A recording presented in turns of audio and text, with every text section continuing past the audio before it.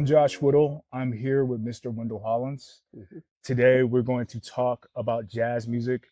Wendell is from the Midwest, Ohio to be Ohio, exact, right. Cleveveland, Ohio. Cleveland, Best Ohio. location in the nation. Yes, yes. My father's from Cincinnati, Okay. so we have that connection as Right. well.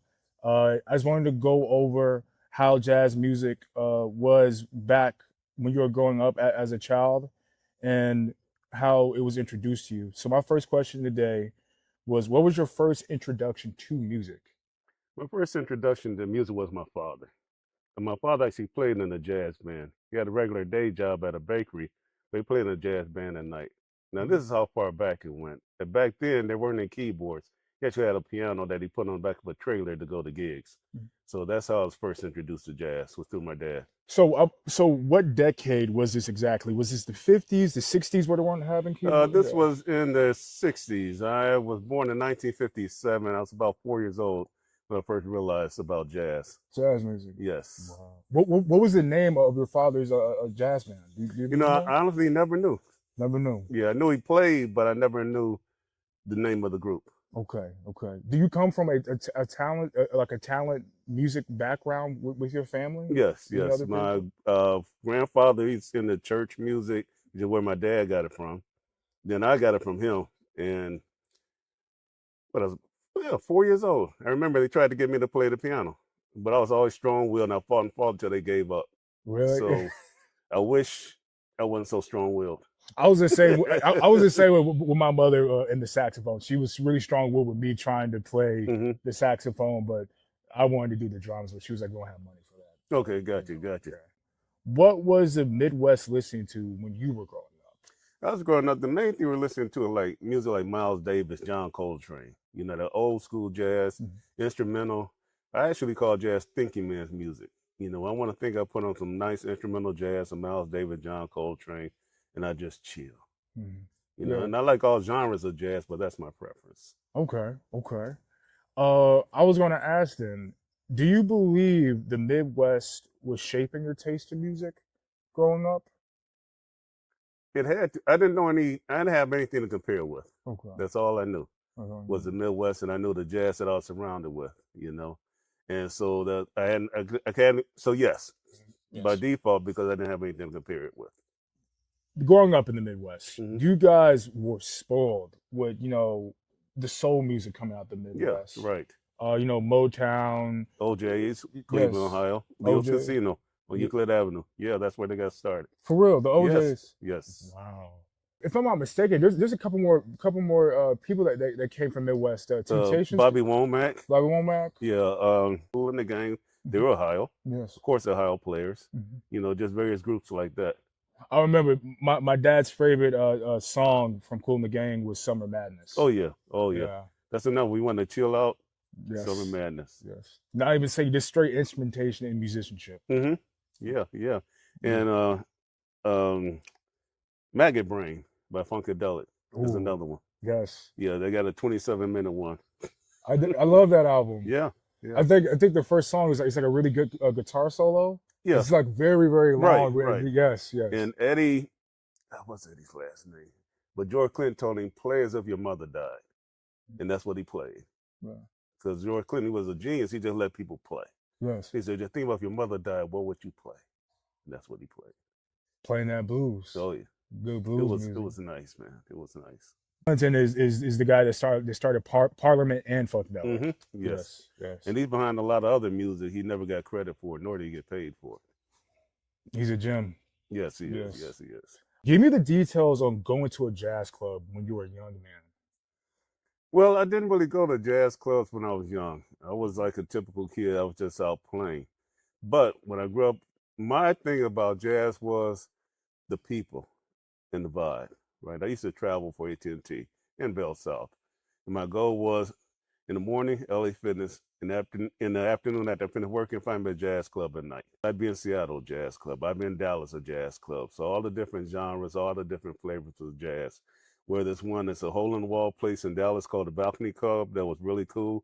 Or I'm in Seattle with a bunch of lawyers playing jazz, you know? Yeah. just a wide variety of jazz. And I met my beautiful bride at a jazz club, St. James Live here in Atlanta, Georgia. While shooting this episode, me and Jordan went to St. James Live to Hmm. film a scene, Okay, great. and we definitely got the full experience. The Hmm. environment, the atmosphere, the people. Yes, I felt yes. like I didn't belong there as a young man. No, you fit in. Yeah. My daughter loves it, Oh, for and she's real? younger than you. Yeah, we're about the same age, same Yeah. generation. Hmm. Yes. Yeah. How about, yeah, anybody can go to a jazz club Right. and not feel like you're a part of the. They're very welcoming. They're Very not welcoming. Right. elitist. They're very, very cool people. Everybody just want to chill and enjoy. Matter of fact, when I first met my wife, Sonny Emery, who used to play with drummer for Earth, Wind, and Fire, he was performing there. Sonny Emery, Sonny Emery, who used to perform with Earth, Earth, Wind, Wind, and and Fire. Fire. Yes. What? Around the world. Yes. No. So you got all kind of people there.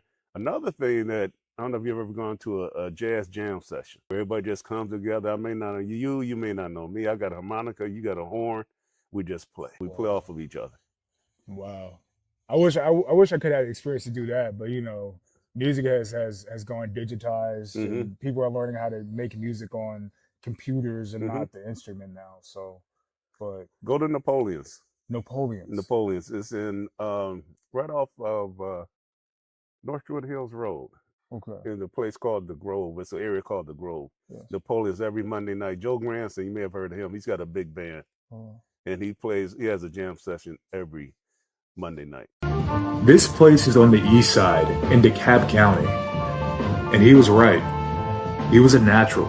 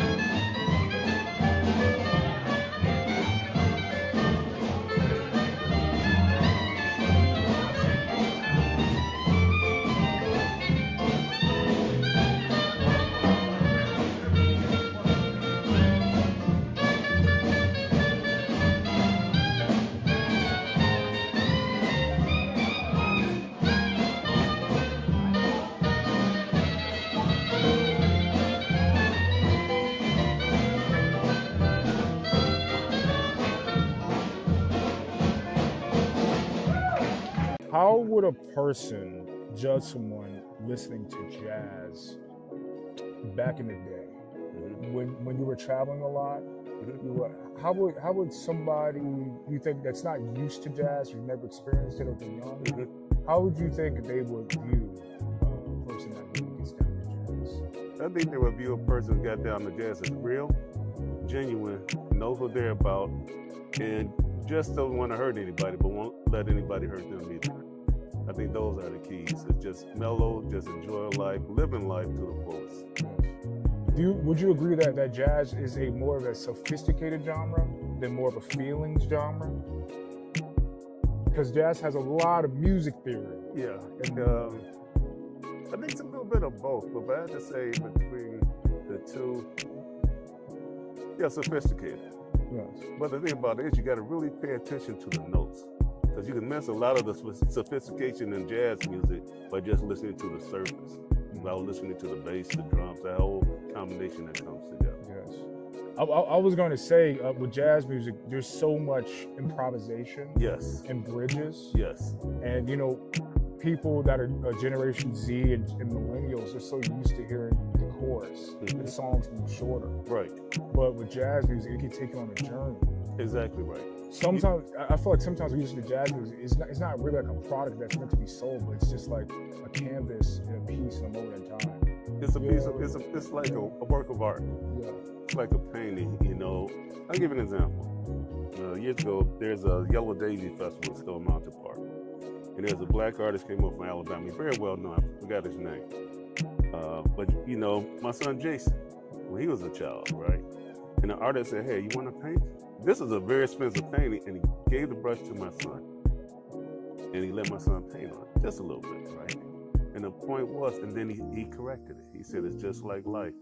You let other people into your life, you can still correct yourself." I never forgot that lesson. That's kind of like jazz. Jazz is very forgiving. It's very forgiving.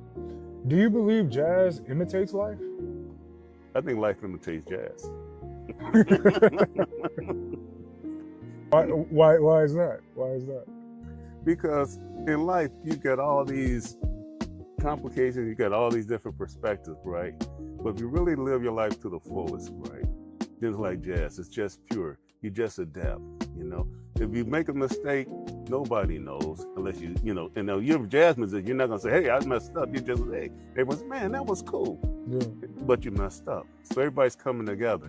And life should imitate jazz because of that. Because in life, too many people are too competitive, my perspective. You don't need to be competitive. You know who you are, you know where you're going. You're naturally gonna draw people like jazz draws jazz people. And the other people are gonna leave. You don't have to tell them to go. So that's why I think life imitates jazz. Why do you think jazz hasn't got much attention today in spaces, like in commercialized spaces, the pop culture spaces? Why do you think jazz is not really being recognized with people that consume secular popular music today? I think one of the things is it's an overgeneralization. Everybody wants what I call that instant, like microwave popcorn as opposed to popping on the stove. Yes, it's okay, it tastes good, but it doesn't have that same flavor and same richness. So we're just so used to everything happening. Everything's right here on this little thing right here called a computer. Yes. People call it a phone, but this is a computer. So what is it? What's with TikTok? Is it 30 seconds or Snapchat? One of them, right? Yeah. I mean, it's like me. I've gotten conditioned. If you don't get my attention like 15 seconds, I'm going on to the next one.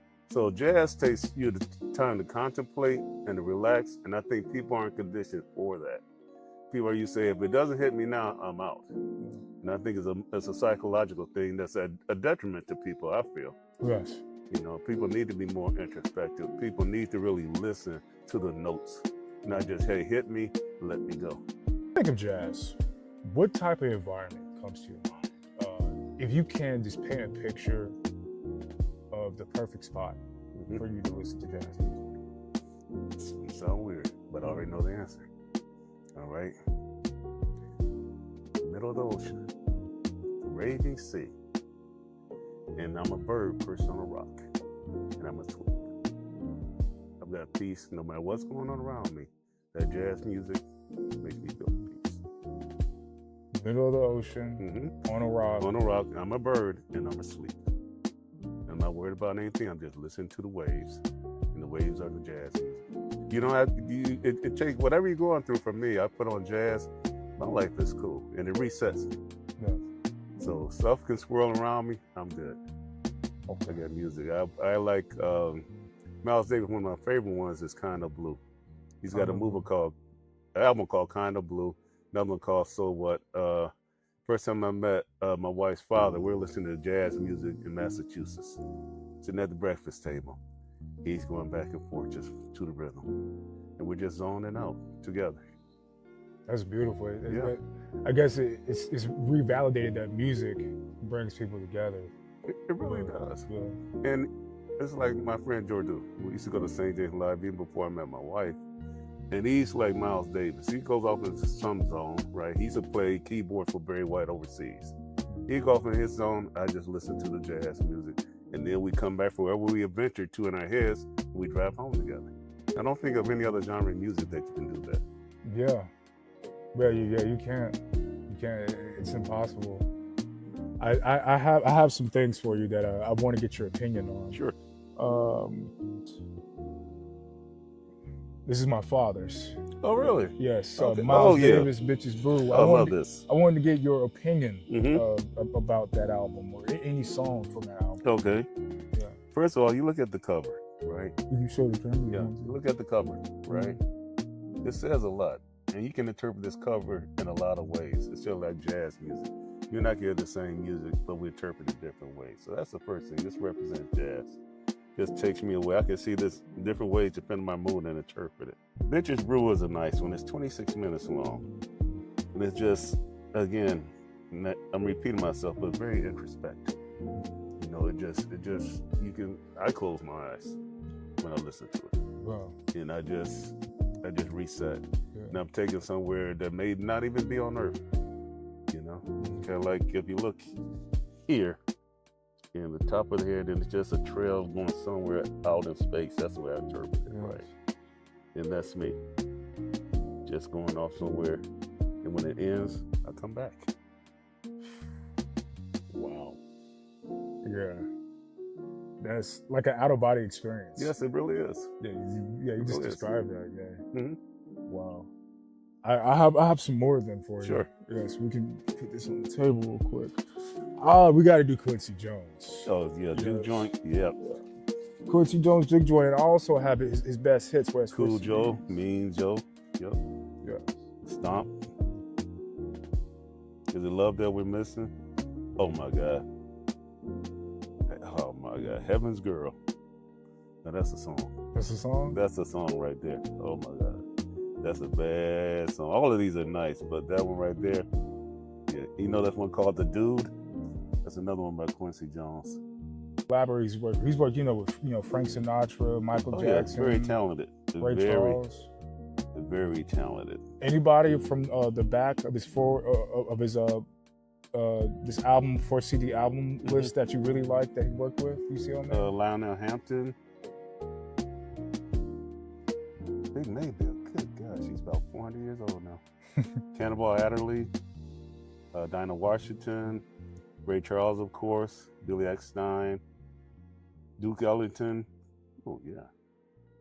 Carmen McRae. She never got the credit that she deserved. Diana Ross. I like some of her songs. Oh, Donny Hathaway. Absolutely outstanding. And the list goes on and on. You could give me 2 people off that list you just read. Mm-hmm.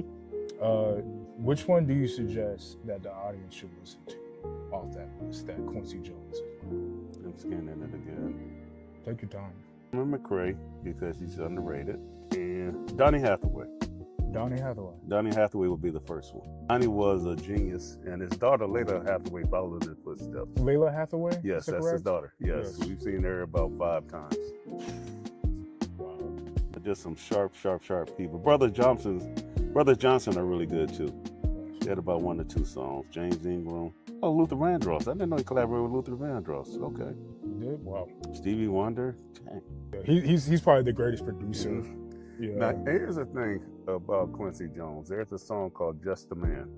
It came out in 1974. And at that time, I had a mental breakdown in Chicago, right? And it helped bring me back. And he brought me back to Cleveland. I used to lay on the front couch in my mother's house and just play that song over and over again. Just a man. This was albums. Every time it was in, I had to go back and put it back on, go back and put it back on. But just talking about, I'm just a man. And then one day I got off that couch, went to see a psychologist, and got my mind right. Do you think jazz was a pivotal point in getting you back to stability on, I guess, that mental health journey that you had? Absolutely. Yeah. Yeah, people need to talk about mental health, kind of a side issue, right? But we all go through issues, and we need to talk about it, but somebody that you can trust, right? And get the help that you need. There's no shame in that game, right?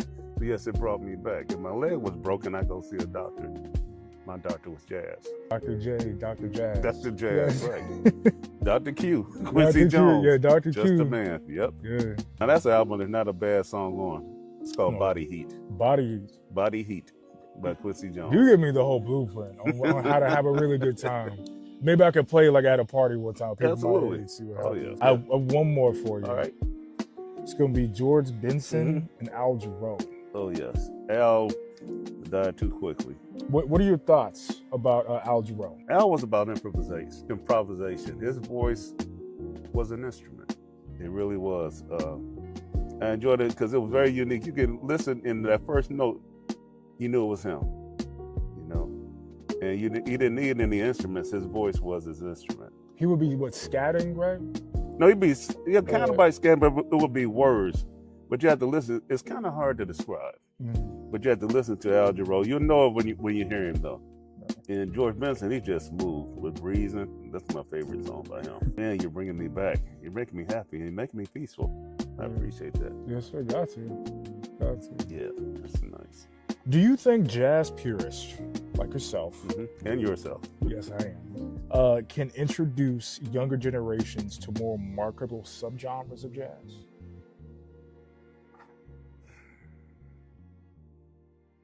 Yes. Now, and I pause because, let's say, my daughter, she's 23 now, loves jazz, right? Because she's seen me, she's around me, she saw me play it, right? So you can introduce it to people, but you have to explain jazz to the younger generation, I believe.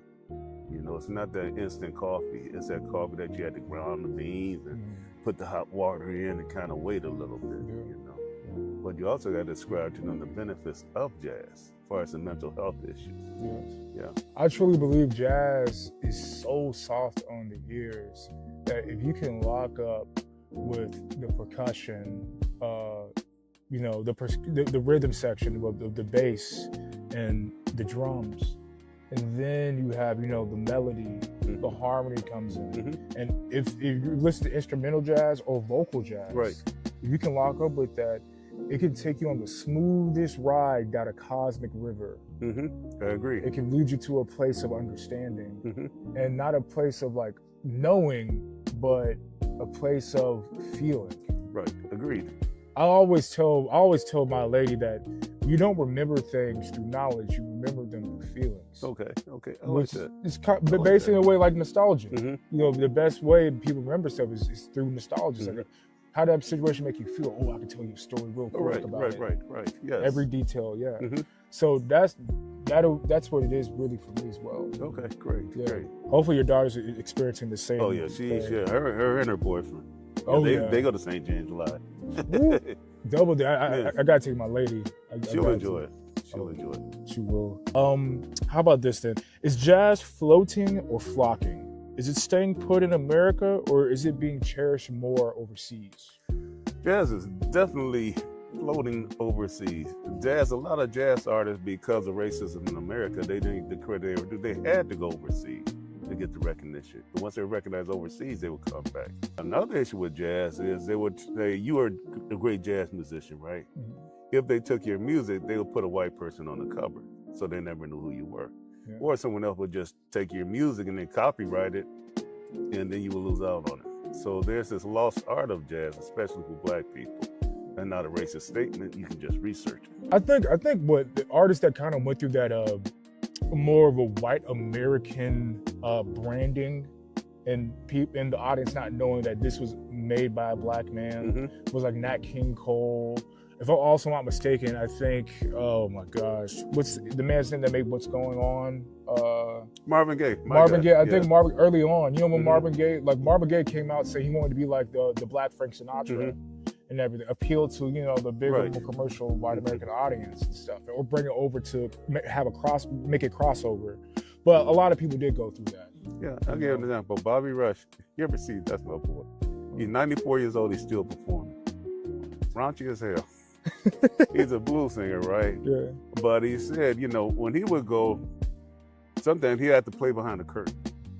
And the places that he would play at, he couldn't stay at. And he couldn't eat at. And that was there every day. So it's a lot of things that I appreciate just by studying history of what they had to go through. What do you think jazz has that is missing today from other genres of music? The spirit of collaboration and the spirit of I just want peace. To me, jazz represents peace. It's not a lot of other things going on with jazz. If you go into pure jazz, it represents peace. And it helps you really understand who you are. It really helps you understand who you are. A lot of this music, I like all genres of music, I really do. My favorite line of all time is a country song that says, "You burn me so much, there's only ashes left." You know what the name of it is? I think about Leanne Rhymes. I don't know the name of it, but I just know that line. Yeah. That's the best line I've ever heard in my entire life, regardless of genre. I love jazz, but you burn me so much, there's only ashes left. So, with jazz, you don't get burnt, you get revived. And if you got a fire burning that's wrong, it extinguishes it. I know that was super authentic because this is coming from the same man that we were on vacation together in Jacksonville with all our families. And my favorite artist, Larry June, dropped the album. And he took the time out to listen to it with me and my brother. Mm-hmm. My brother took me to, my last concert I've ever been to was a Larry June concert. So whenever you speak about music, I know that you are a music purist. I love it. An enthusiast, and you don't judge at all. No. Yeah, so, because you were just referencing a line from country. I'm like, yeah, he knows his stuff. Yeah. I like all genres of music. I really do. Yes, sir. And if people would stop putting labels on so many things, I think they could enjoy life more. Yes, sir. Like a lot of people, they say, well, I've got this issue, I've got that issue. And you do, but that issue does not define who you are. We've all got issues. I always talk about mental health. I talk about my breakdown and encourage other people to talk. Yes, sir. When I was growing up, I was real man, didn't speak, kept the feelings in, didn't cry. That's nothing but a pressure cooker waiting to explode. Then I guess my last question is, if a young man that was in high school, that was from Cleveland, Ohio, which where you're from, and he's listening to rap music, what subgenre of jazz would you introduce him to make him cross over or just get more acquainted with the beautiful genre that me and you love?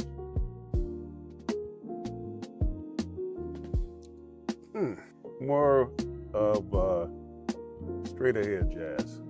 It's more fast paced, right? It's more tied to rap, hip hop, stuff like that. So I think straight ahead jazz. You think because with me, I think a faster tempo jazz. I love acid jazz. I love club jazz. Jazz music you can dance to, which there's not a lot of that anymore at all, really. I think the only place where they'll play like club jazz is like maybe MJQ at the old location, but I don't really hear that. Club music, 90s soul. Because that's rooted a lot from jazz and everything. But that could be like Erykah Badu, some of Erykah Badu's songs. You could go to a club in New York and hear it, but not no more. I think. Before I forget, I can't leave anything talking about jazz without talking about WCLK, the Clark College Jazz Station, 91.9. They've been around for 50 years, and they need support. They just pulled all their funding from the government, so they're like $300,000 short. But they are I heard so many songs and so many artists from that one place, WCLK, that no one else played. And I got to know Morris in the morning, just by, hey man, what's that song? Morris Baxter? Morris Baxter, right. We got to keep it going, but we can't keep it going if people aren't aware. All right. So circling back to your original question, I say tune in WCOK. They play a large variety of jazz. Just not in the morning. They got Jamal Alchemid. They got other artists, other DJs there. Yeah. But tune in to WCOK and send in your support. If it was for WCOK, I wouldn't know about Gregory Porter. See? I wouldn't know about Snarky Puppy. Right, exactly Yeah, right. like- yes. Household names Yes. in modern day jazz. Right. Modern day jazz. There's And still, some artists that you never heard of before. Yes. True. You're very real. Yeah, about so people like you, I appreciate what you and your brother are doing to keep this genre and to keep it alive. it. Yes, sir. Thank you so much. Appreciate you. Yes, All right, sir. man. Jazz is a genre that a lot of folks in the world take for granted. It's more accessible than ever. There's festivals, events, and venues that make it more than affordable to hear good jazz. It's been a weird year for the country, and so many young adults in my generation. People are working 3 jobs to make rent, pay car insurance, and college debt off. People out here are alone, just plain lonely. I went through it too as well. Maybe going to Burl's Bar on a Tuesday night, or Napoleon's on a Monday to hear Joe Branson, or even swinging by St. James Live on a chill Friday night can give anyone a break from reality and some needed musical therapy. It took me way longer than what I intended to make this film. This is DIY. I did it myself. While my brother was helping do on the field production with B-roll, taking photos, and producing the interviews as well, this would have never been possible without him. Additionally, also, the musical credits will be in the bio. Thank you to the producers. And that's it.